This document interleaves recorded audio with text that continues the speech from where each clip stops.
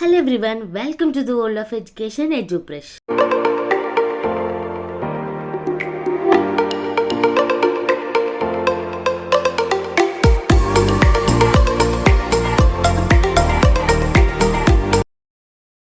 Eric Erikson 1902-1994 ఈయన ఒక German American development psychologist and psychoanalyst known for his theory of human psychological development. Bachelor of degree లేనప్పటికీ Harvard university of కాలిఫోర్నియాలో ప్రొఫెసర్గా పనిచేశారు. Erik ఎరిక్సన్ని Anglo German psychologist and ego psychologist అని కూడా అంటారు, ఎందుకంటే ఈగో అనే కాన్సెప్ట్కి ఎక్కువ ప్రాధాన్యత ఇచ్చారు. Erik Erikson proposed a theory of psychosocial development, అంటే task to be accomplished at different stages of life. Stages of psychosocial development. Stage 1, trust versus mistrust. Stage 2, autonomy versus shame and doubt. Third one, initiative versus guilt. Fourth one, industry versus inferiority. Fifth one, identity versus role of confusion. Sixth one, intimacy versus isolation. Seventh one, generativity versus stagnation. Eighth one, ego integrity versus despair. Trust versus mistrust. ఈ స్టేజ్లో మనకి baby birth to 1.5 years అంటే 18 months ఉంటుంది. Infant స్టేజ్లో ఉన్న baby మదర్ని కానీ లేదా కేర్ టేకర్ని కానీ ట్రస్ట్ చేయాల్సి ఉంటుంది. ఈ ట్రస్ట్ ఎలా వస్తుంది అంటే చైల్డ్కి ఉన్న basic needs a mother are A care taker అయితే ఫుల్ఫిల్ చేయగలుగుతారో వాళ్ళ మీద చైల్డ్కి ట్రస్ట్ పెరుగుతుంది. అదే కేర్ టేకర్ బేబీని ప్రేమతో వాళ్ళ నీడ్స్ కనుక ఫిల్ చేయడంలో ఫెయిల్ అయితే, అలాగే బేబీని కొట్టడం లేదా తిట్టడం చేయడం వల్ల బేబీకి యాంగ్జైటీ, ఫియర్ ఆర్ మిస్ట్రస్ట్ కలిగి ఈ వరల్డ్ అనేది ఇలాగే ఉంటుందని ఊహించుకుంటుంది. బేబీ ఎప్పుడైతే క్రూయల్గా ట్రీట్ చేయబడుతుందో అప్పుడు ఈ వరల్డ్లో ఉన్న పీపుల్ అందరి మీద మిస్ట్రస్ట్ కలుగుతుంది. Stage 2, autonomy versus shame and doubt. ఈ స్టేజ్ మనకి 1.5 years నుంచి 3 years వరకు ఉంటుంది. ఈ స్టేజ్కి వచ్చేసరికి ఆల్రెడీ బేబీ సరౌండింగ్ ఎన్విరాన్మెంట్ మీద ట్రస్ట్ లేదా మిస్ట్రస్ట్ ఫీలింగ్ ఉంటుంది. సెకండ్ టు థర్డ్ స్టేజ్కి వచ్చేసరికి baby second stage of psychosocial development స్టేజ్ని రీచ్ అవుతుంది. Motor or psychomotor skills, language, ability, ఈ స్కిల్స్ రావడం వల్ల బేబీ సరౌండింగ్స్లో ఉన్న ఎన్విరాన్మెంట్ని అర్థం చేసుకోవడానికి ట్రై చేస్తుంది.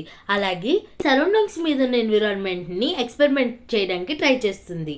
ఈ స్టేజ్లో బేబీ ఫిజికల్ స్కిల్స్ పెరుగుతాయి, లైక్ గ్రాస్పింగ్ అండ్ వాకింగ్. అలాగే ఓవర్ ప్రొటెక్టివ్, హార్ష్ ఆర్ రిస్ట్రిక్టెడ్గా ఉంటే బేబీ వేరే వాళ్ళ ముందు అషేమ్డ్ అండ్ ఎంబారస్డ్గా ఫీల్ అవుతారు. Stage 3, initiative versus guilt. Children pre school age అంటే 3 to 6 years interactions and playing skills పెరుగుతాయి. ట్రస్ట్ అండ్ అటానమీ చైల్డ్కి ఎన్విరాన్మెంట్తో మింగిల్ అవ్వడానికి హెల్ప్ చేస్తాయి. అందువల్లే బేబీ క్వశ్చన్స్ అడుగుతూ ఉంటారు. ఆ టైంలో ఆ క్వశ్చన్స్కి మనం అర్థమయ్యేలా ఆన్సర్స్ చెప్పడానికి ట్రై చేయాలి. అలా చెప్పకుండా విసుక్కోవడం కానీ అరవడం కానీ చేస్తే అది గిల్ట్కి దారితీస్తుంది. అలాగే చైల్డ్ గ్రోత్ అండ్ డెవలప్మెంట్ని దెబ్బతీస్తుంది. Stage 4, industry versus inferiority. During the elementary school stage అంటే 7 years నుంచి 12 years, ఈ స్టేజ్లో పిల్లలు స్కూల్కి వెళ్ళడం స్టార్ట్ చేస్తారు. అప్పుడు కొత్త స్కిల్స్ అండ్ టాస్క్ పర్ఫామ్ చేయాల్సి ఉంటుంది. టీచర్స్ అలాగే స్కూల్ ఎన్విరాన్మెంట్ వల్ల ప్రెషర్ ఫీల్ అవుతారు. అలాగే ఇంట్లో కూడా పేరెంట్స్ చిన్న చిన్న పనులు చెప్తారు. వేరే వాళ్ళ చైల్డ్తో వాళ్ళ చైల్డ్ని కంపేర్ చేయడం వల్ల వాళ్ళు ఫోర్స్ఫుల్గా సిచ్యువేషన్స్కి అలవాటు చేసుకోవడానికి ట్రై చేస్తారు. బట్ ఈ కైండ్ ఆఫ్ ప్రెషర్ని తట్టుకోలేక చైల్డ్ తనని తానే చిన్న చూపు చూసుకుంటుంది. సో అందువల్ల teachers, parents, school environment child లైఫ్లో సిగ్నిఫికెంట్ రోల్ని ప్లే చేస్తారు. Stage 5, identity versus role confusion.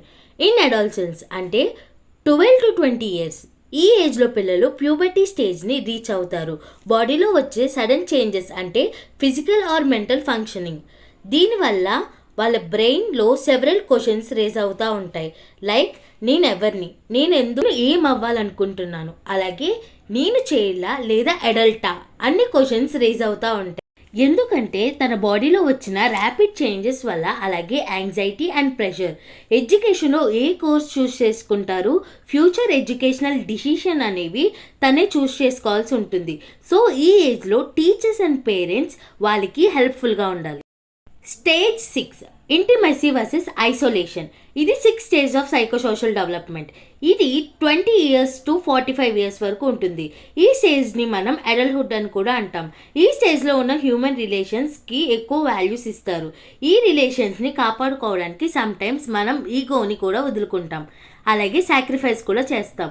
ఒకరి పట్ల ఒకరు గౌరవం అలాగే ప్రేమ కలిగి ఉంటారు. Relations like husband and wife, friends, relatives, teachers and people. ఎవరైతే ఈ కైండ్ ఆఫ్ రిలేషన్స్ని డెవలప్ చేసుకోలేకపోతారో వాళ్ళు ఐసోలేటెడ్గా ఉండడానికి ఇష్టపడతారు. అలాంటి సిచ్యువేషన్లో రిలేషన్స్ని లాస్ కూడా అవుతారు. Stage 7 generativity versus stagnation. When people reaches their 40, దాన్ని మనం మిడిల్ అడల్ట్హుడ్ అని కూడా అంటాం. ఇది మనకి 45 ఇయర్స్ నుంచి 65 ఇయర్స్ వరకు ఉంటుంది. ఈ ఏజ్లో ప్రొఫెషనల్ కెరీర్ మీద ఎక్కువ కాన్సన్ట్రేట్ చేస్తారు. ఫ్యామిలీని వెల్ సెటిల్గా చేయాలి అని, ఫ్యూచర్ జనరేషన్స్కి ఎటువంటి ఇబ్బంది కలగకుండా చూడాలని అనుకుంటారు. చైల్డ్ని మంచి స్టేజ్లో పెట్టడానికి చూస్తారు. అలాగే చుట్టుపక్కల వాళ్ళకి, యంగ్ పీపుల్కి యూజ్ అయ్యేలా సలహాలు ఇస్తూ ఉంటారు. అలాగే మంచి మార్గంలో నడవడానికి దారి చూపుతారు. సొసైటీకి ఏదైనా మంచి చేయాలి అనే భావనలో ఉంటారు. Stage 8 ego integrity versus despair. From the age of 65 years to end of the life. ఈ స్టేజ్ని అడల్ట్హుడ్ అని కూడా అంటాం. ఈ ఏజ్లో వాళ్ళ లైఫ్ని అనలైజ్ చేసుకుంటారు. వాళ్ళు ఎంత మంచి లైఫ్ లీడ్ చేస్తే అంత హ్యాపీగా ఫీల్ అవుతారు, లేదంటే ఫెయిల్యూర్లా ఫీల్ అవుతారు. కొంతమంది 70s అండ్ 80sలో కూడా వాళ్ళ ఫిజికల్ అండ్ మెంటల్ స్ట్రెంగ్త్ బాగుండడం వల్ల యంగ్గా ఫీల్ అవుతారు. అలాగే కొంతమంది వాళ్ళ 50sలోనే 80sలా ఫీల్ అయిపోతూ ఉంటారు. అలాగే వాళ్ళ లైఫ్లో ఏమైనా మిస్టేక్ చేసి ఉంటే అలా చేయకుండా ఉంటే బాగుండు అని ఫీల్ అవుతారు. దాన్ని సరిదిద్దుకోలేక అప్పుడప్పుడు కొన్నిసార్లు డిప్రెస్ కూడా ఫీల్ అవుతారు. ఇది day 5 series of 84 days challenge of CTET exam. రేపు డే 6లో కలుద్దాం. అంతవరకు please like, share and subscribe to my channel ఎడ్యుప్రెష్. Thank you.